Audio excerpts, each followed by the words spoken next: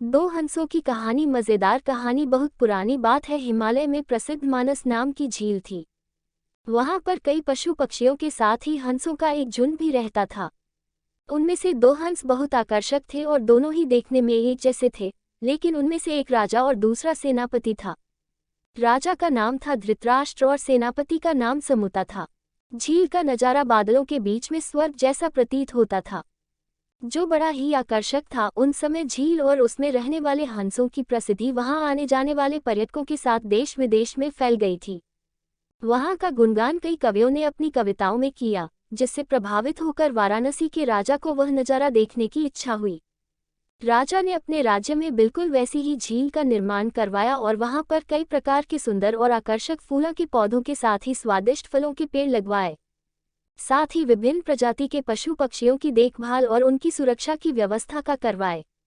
वाराणसी का यह सरोवर भी स्वर्ग जैसा सुंदर था, लेकिन राजा के मन में अभी उन दो हंसों को देखने की इच्छा थी, जो मानस सरोवर में रहते थे। एक दिन मानस सरोवर के अन्य हंसों ने राजा के सामने वाराणसी के सरोवर जाने की इच्छा प्रकट की, लेकिन हंसा का राजा समझदार था।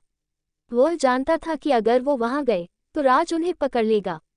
उसने सभी हंसों को वाराणसी जाने से मना किया, लेकिन वो नहीं माने। तब राजा और सेनापति के साथ सभी हंस वाराणसी की ओर उड़ चले। जैसे ही हंसों का झुंड उस झील में पहुंचा, तो अन्य हंसों को छोड़कर प्रसिद्ध दो हंसों की शोभा देखते ही बनती थी। सोने की तरह चमकती उनकी चोंच, सोने की तरह ही नजर आते उनके पैर और बादलों से भी ज्यादा सफेद उनके पंख हर किसी को अपनी ओर आकर्षित करते थे। हंसों के पहुंचने की खबर राजा को दी गई। उसने हंसों को पकड़ने की योजना बनाई गई और एक रात जब सब सो गए, तो उन हंसों को पकड़ने के लिए जाल बिछाया गया।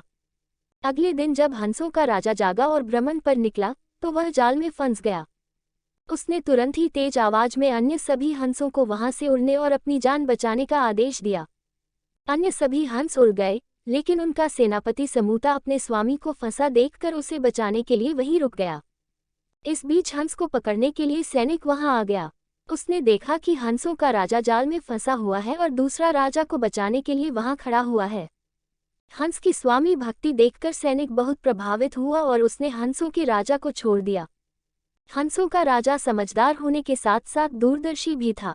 उसने सोचा कि अगर राजा को पता चलेगा कि सैनिक ने उसे छोड़ दिया है, तो राजा इसे जरूर प्राणदंड देगा। तब उसने सैनिक से कहा कि आप हमें अपने राजा के पास ले चलें। यह सुनकर सैनिक उन्हें अपने साथ राजदरबार में ले गया। दोनों हंस सैनिक के कंधे पर बैठे थे। हंसों को सैनिक के कंधे पर बैठा देखकर हर कोई सोच में पड़ गया। जब राजा ने इस बात का रहस्य पूछा, तो सैनिक ने सारी बात सच सच बता दी। सैनिक की बात सुनकर राजा के साथ ही सारा दरबार उनके साहस और सेनापति की स्वामी भक्ति पर हैरान रह गया और सभी के मन में उनके लिए प्रेम जाग उठा। राजा ने सैनिकों को माफ कर दिया और दोनों हंसों को आदर के साथ कुछ और दिन ठहरने का निवेदन किया। हंस ने राजा का निवेदन स्वीकार किया और कुछ दिन वहां रुककर वापस मानस झील चले गए। कहानी से सीख, किसी भी परिस्थिति में हमें अपनों का साथ नहीं छोड़ना चाहिए।